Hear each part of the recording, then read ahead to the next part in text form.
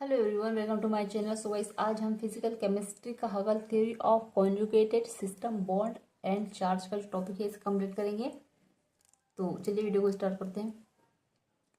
तो सबसे पहले हम कंजुगेटेड एल्किन्स के बारे में पढ़ लेंगे। ऐसे एल्किन्स जो कंजुगेटेड कहा जाता है, जो डबल बॉन्ड को एवं सिंगल बॉन्ड को अल्टरनेट रखती है। कंजुगेटेड एल्किन के लिए हगल द्वारा हगल थ्योरी दी गई है, जिसके अकॉर्डिंग प्रत्येक कार्बन एटम का हाइड्रोजन sp2 पाया जाता है तथा एक ऑर्बिटल फ्री रहता है, जो कि हाइब्रिड यानी असंकरित होता है, जिससे sp3 2p3 और 2p2 ऑर्बिटल कहा जाता है। इलेक्ट्रॉन्स में किसी भी टाइप का एंगुलर मोमेंटम नहीं पाया जाता, जबकि पाई इलेक्ट्रॉन में एंगुलर मोमेंटम पाया जाता है।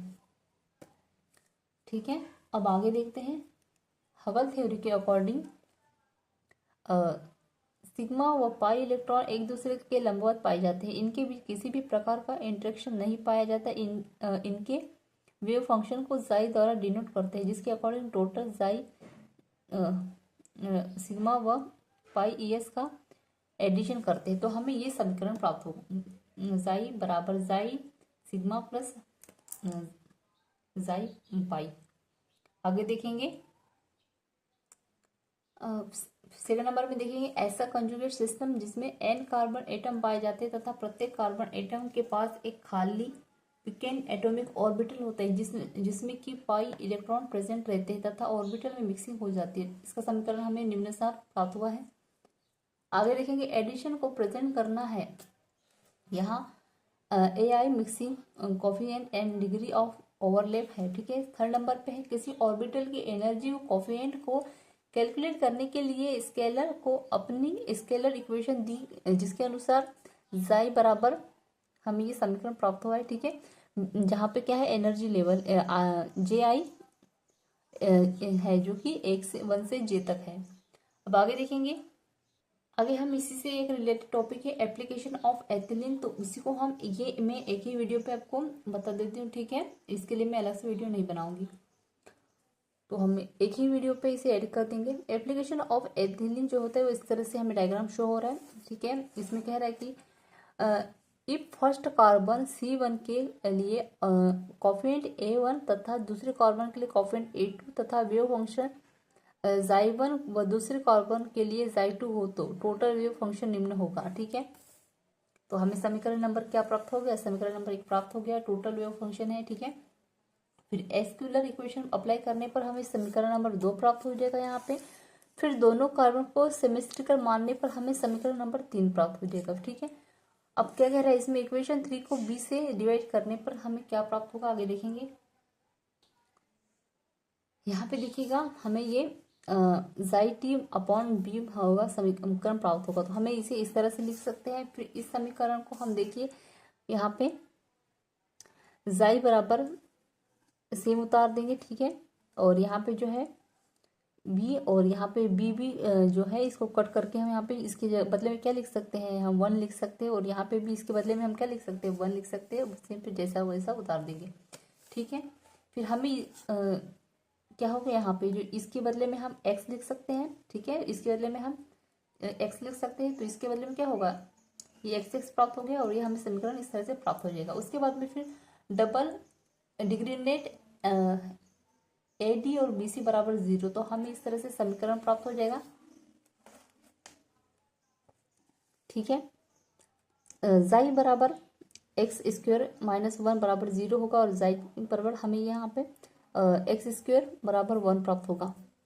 तो हम इसे इस तरह से लिख सकते हैं। उसके बाद में फिर देखिए, ये इसे माइनस प्लस में कर देंगे, तो जब x + 1 होगा तो 0 होगा और x बराबर -1 होगा। ठीक है, फिर x -1 को हम 0 लिख सकते हैं और x को हम एक लिख सकते हैं। ठीक है, जहाँ पर क्या है, x बराबर -1 होता है। ठीक है, उसके बाद में फिर हमें x बराबर, ये इसको हम -1 लिख सकते हैं। ठीक है, जैसे कि इसके बराबर x -1 लिख सकते हैं और हमें इस तरह से समीकरण प्राप्त हो जाएगा। ठीक है, ये हो जाएगा और हम इस पक्षांतर करने पर -b प्राप्त होगा हमें यहाँ पे, और -e को मिलकर हम इस तरह से ये मिल जाएगा।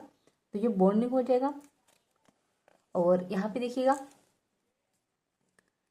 इसे प्लस बॉन्डिंग के लिए और इसे एंटी बॉन्डिंग के लिए हम +1 लिखेंगे। तो अल्फा अल्फा बीटा प्राप्त हो जाएगा हमें यहाँ पे। फिर -E से तो हमें यहाँ पे देखिए, फिर यहाँ पे हमें पूरा सॉल्व करने के बाद हमें एंटी बॉन्डिंग प्राप्त हो जाएगा। फिर आगे देखेंगे, यहाँ पे देखिएगा, यहाँ पे सबसे ऊपर पे इसे अल्फा और जो बीटा है माइनस में होते हैं, यहाँ पे जो प्लस में होंगे। ठीक है, तो यहाँ का जो है डायग्राम जो है ये हमें इस तरह से लिखना है। ठीक है, इसका फिर वेव फंक्शन ऑफ एथीन के बारे में लिखेंगे तो हमें इस तरह से लिखना है। यहाँ पे जाई बराबर A1 जाई1 बराबर A2 जाई2। समीकरण नंबर 1 हो गया। इसको नॉर्मलाइज करेंगे तो हमें क्या हो जाएगा, जाई इंटीग्रेशन करने पर हमें जाई स्क्वायर डी टाउ बराबर 1 मिलेगा है। ये जो नॉर्मलाइज्ड है। इसके बाद में फिर समीकरण नंबर 2 प्राप्त होगा। हमें इंटीग्रेशन करेंगे, सेम उतार देंगे और फिर जो है यहाँ पे इस तरह से हम लिख सकते हैं। ठीक है, और फिर जाई के बदले हम यहाँ पे स्कोर करके हमें ये समीकरण प्राप्त हो जाएगा। फिर हम इसको इस तरह से भी लिख सकते हैं। ठीक है, A1 स्क्वायर जाई1 स्क्वायर, मतलब इसको हमने यहाँ पे पूरी समीकरण को हमें स्क्वायर पे लिखा, तो यहाँ पे हम अलग अलग करके भी ये हमें प्राप्त हो जाएगा। फिर यहाँ पर A1 स्क्वायर इंटीग्रेशन करेंगे तो हमें इसका जो टर्म है मिल जाएगी A1 और ये 0। ठीक है, जो कि समीकरण नंबर 3 है। तो इसमें हमें नॉर्मलाइज और नॉर्मलाइज मतलब दोनों जो है हमें टर्म जो है इसके जो दोनों समीकरण है इसमें नॉर्मलाइज मिल जाएंगे। फिर आगे देखेंगे, फिर यहाँ पे इंटीग्रेशन करेंगे तो हमें क्या मिलेगा, मिक्सिंग वेव फंक्शन थॉर्नर फंक्शन, हमें ये समीकरण नंबर 4 मिलेगा A1 square and A2 square. फिर बॉन्डिंग ऑर्बिटल के लिए हमें ये समीकरण प्राप्त हो जाएगा। यहाँ पे देखिएगा A1 बराबर तो यहाँ पे ये हो जाएगा और फिर हम इसको जो है ये लिख सकते हैं। ठीक है, इसके बारे में 2A1 स्क्वायर बराबर 1 और फिर इन दोनों को हाफ हाफ कर देके हम इस तरह से ये समीकरण प्राप्त हो जाएगा हमें। फिर यहाँ पे देखिएगा हमें ये समीकरण प्राप्त हो गया। जाई बीटा MO बराबर हमें ये करने में लिख सकते हैं इसको। ठीक है, जाई1 और जाई2। ठीक है, फिर एंटी बॉन्डिंग के लिए हम जैसे कि बॉन्डिंग के लिए था तो सेम प्रोसेस हमें एंटी बॉन्डिंग के लिए भी करना है। A1 तो A1 बराबर -A2, तो हमें ये समीकरण प्राप्त हो जाएगा। फिर आगे देखेंगे, बॉन्ड एनर्जी ऑफ एथीन को 2 पाई इलेक्ट्रॉन पाए जाते हैं तथा दोनों pi electron bonding molecule orbital में ही होती है, इसलिए बॉन्डिंग एनर्जी निम्न होगी। ठीक है, तो E बराबर 2 अल्फा प्लस और ये बीटा और ये E बराबर 2 अल्फा प्लस 2 बीटा होगा। ठीक है, तो यहाँ पे जो है हमारा टॉपिक एंड होता है। और फिर अब हम जो है जो दूसरा जो पार्ट है इसका तो ब्यूटाडाइन के बारे में पढ़ेंगे अभी। ठीक है, तो देखिएगा यहाँ पे ब्यूटाडाइन का जो स्ट्रक्चर होता है वो इस तरह से दिया हुआ होता है। ठीक है, तो ब्यूटाडाइन पर स्केलर इक्वेशन पर अप्लाई करने पर हमें समीकरण नंबर इस तरह से प्राप्त हो जाएंगे। ठीक है,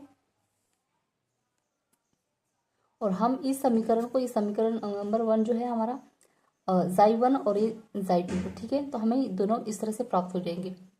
फिर आगे देखते हैं, ब्यूटाडाइन पर स्केलर अप्लाई करने पर हमें ये जो फोर्स फॉर्म है इस तरह से हमें मिल जाएगा। तो इन चारों यहाँ पे क्या करना है आपको एक बार ध्यान दीजिएगा। जैसे कि देखिए सेम आपको उतारना है, लेकिन क्या है 31 ये यहाँ पे जो है एच में 32 आ जाएगा, इसमें तो सेम जैसे यहाँ पर 41 आ जाएगा, यहाँ पे 42 आएगा, यहाँ पे 43 आ जाएगा, यहाँ 44 आ जाएगा। ठीक है, मतलब A1 का मान आ जाएगा।